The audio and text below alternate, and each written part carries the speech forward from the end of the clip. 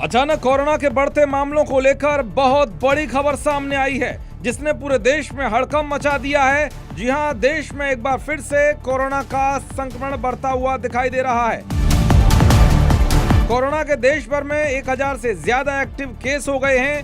वहीं 2 दिन में 2 लोगों की मौत हुई है।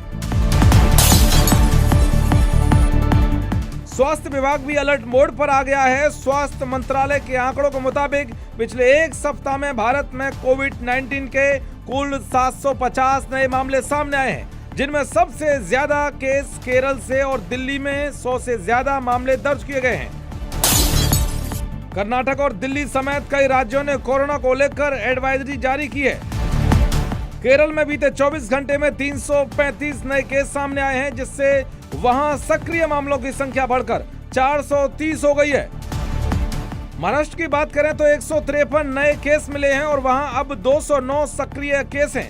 वहीं दिल्ली में 99 नए मरीजों के साथ कुल एक्टिव केस 104 हो गए हैं।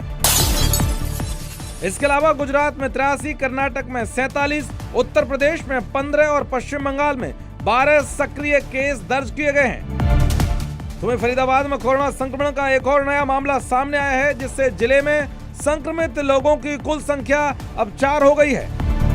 देश के ज्यादातर हिस्सों में कोरोना के केसों के बढ़ते आंकड़ों को देखकर लोगों के बीच हलचल देखने को मिल रही है।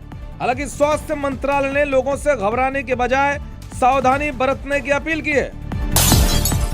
तो जिस तरह से देश भर में कोरोना के मामले तेजी से बढ़ रहे हैं, वैसे ही तमाम राज्यों में इससे निपटने के लिए तैयारी भी तेज हो गई है। सभी राज्य सरकारों ने अपने स्वास्थ्य विभाग को कोविड के किसी भी संदिग्ध मामले की निगरानी करने और रिपोर्ट करने का निर्देश दिया है। अस्पतालों को आदेश दिया गया है कि अगर कोई भी संदिग्ध मरीज नजर आता है तो उसकी कोविड जांच जरूर कराएं। तो आप भी कोरोना से बचने के लिए सावधानी बरतते रहें और जरूरी गाइडलाइन का पालन करें।